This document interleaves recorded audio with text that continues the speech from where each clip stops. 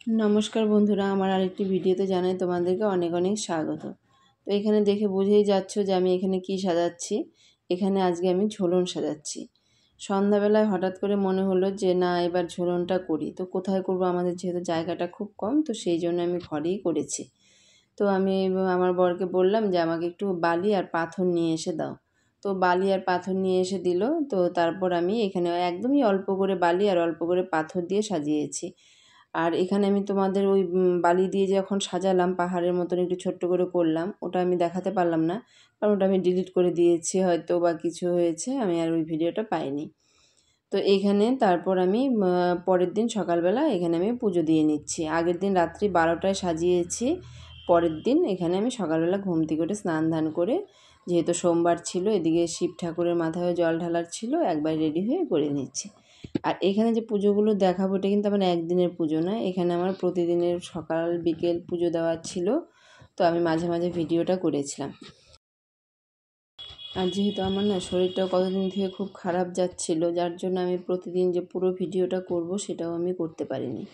তো এক এক দিন এক এক রকমের ফল মিষ্টি বাতাসা এগুলো দিয়ে দিয়ে পুজো দিয়েছি, দুবেলায় দিয়েছি। সকালবেলা স্নান ধান করে একদম পুজো টুজো দিয়ে নিচে নামতাম, আবার এদিকে সন্ধ্যাবেলায় সন্ধ্যা দিয়ে একদম এখানে পুজোটা দিয়ে দিতাম।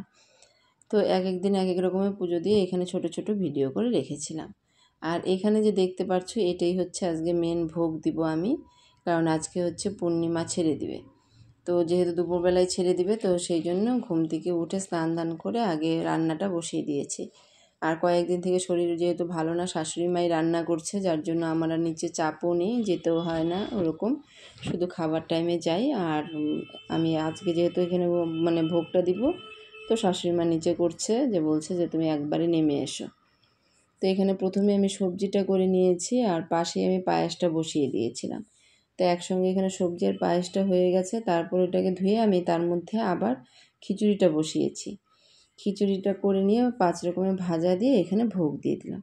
তো এখানে ছিল 5 রকমের ভাজা, একটা সবজি আর খিচুড়ি, আর তার পায়েস, লুচি, আর করেছি বাইরে থেকে মিষ্টি নিয়ে এসে মিষ্টি দিয়েছি। পায়েস লুচির আমি সেরকমভাবে মানে সেটা করতেও পারিনি ভিডিওটা, যেহেতু বারবারই আমি বললাম যে আমার শরীর সেদিন খুব খারাপ ছিল, মানে কোনো রকম শুধু পুজোটা দিয়েছি। এই যে এখানে আমার শাশুড়ি মা এখন প্রণাম করছে।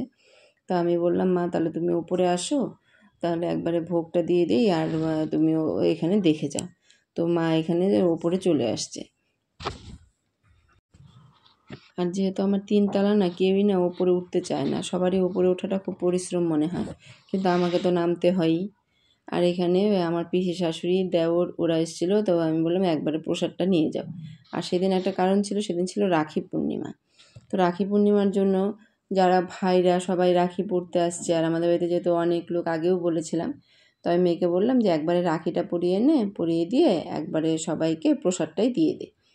তো এইভাবেই আমি আগের সবাইকে রাখি টাকি পরিয়েছি, আর তারপর ওইভাবেই প্রসাদটা দিয়ে দিয়েছি।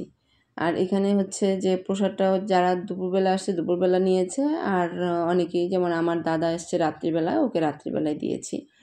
তো এখানে ও যাদের প্রসাদ, এখানে ওর দাদা দাদু ওদেরকে পরিয়েছে, তো এখানে ও দিয়ে দিল প্রসাদটা। আর এখানে দাদার ছেলে আর গিটারের স্যার, ওরা হলো রাত্রে এসেছে, ওদেরকে প্রসাদটা রাতেই দিয়ে দিলাম। তো আমার ভিডিওটি যদি ভালো লেগে থাকে প্লিজ লাইক কমেন্ট শেয়ার করে সাবস্ক্রাইব করে দিও।